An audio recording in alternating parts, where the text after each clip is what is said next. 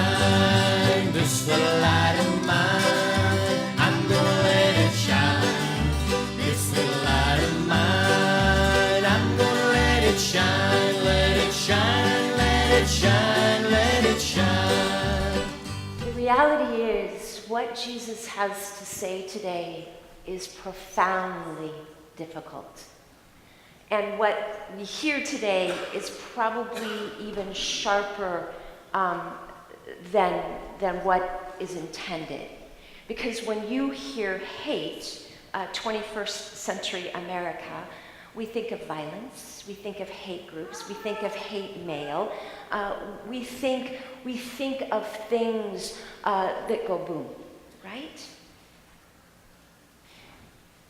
A better translation for what Jesus is saying today, for this word hate, is not choosing. So what Jesus is basically getting to is first commandment stuff. I am the Lord your God, and you shall have no other gods before me. Choose me first, Jesus says. Jesus doesn't want our elbow or our big toe, or heaven forbid, one of the worst is when we just put our head in. When we theologize, or we say the right things, or we know the right things and we can spout them out. And yet our lives do not show that same knowledge or truth. Jesus wants us all in. Now, as you walk away from today, the thing I do not want you to walk away with is beating yourself up or saying, okay, I'm just going to try harder this week. I'm just going to try harder this week. Because we are not talking about earning your salvation here. We're not talking about what you can do to get in God's good favor or on good side or make God love you more. That's not the point here. 2,000 years ago, your salvation was bought and paid for by the life, death, and resurrection of Jesus Christ. You are his children.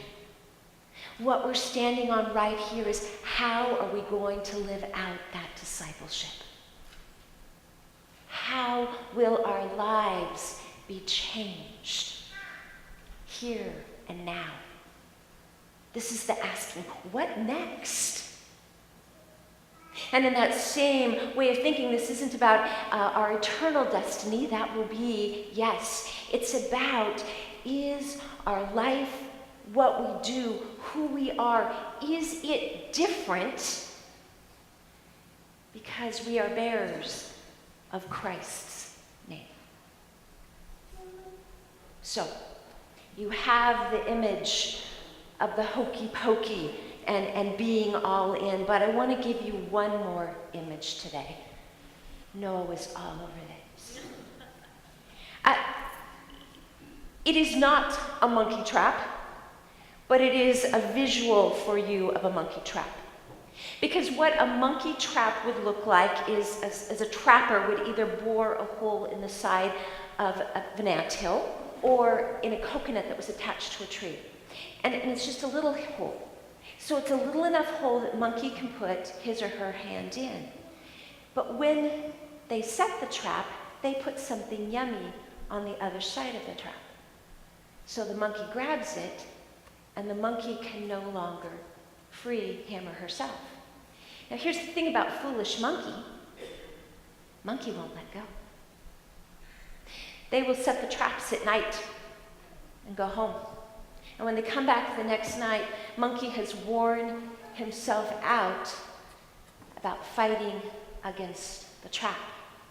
And all monkey would have had to have done would be let go. A monkey would be free. This is what Jesus is talking to us about. Choose life or freedom, or to choose the things that keep us bound. Now, folks, we're not going to be able to accomplish that on our own. We're really not much brighter than the monkey. So left to our own devices, we will continue to hold on to all those things that stand between us and freedom. But in and through the life, death, and resurrection of Jesus, grace has been poured out, and we have been set free.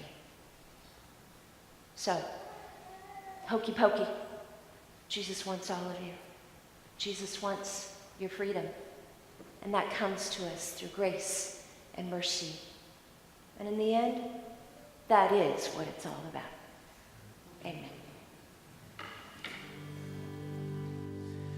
Well,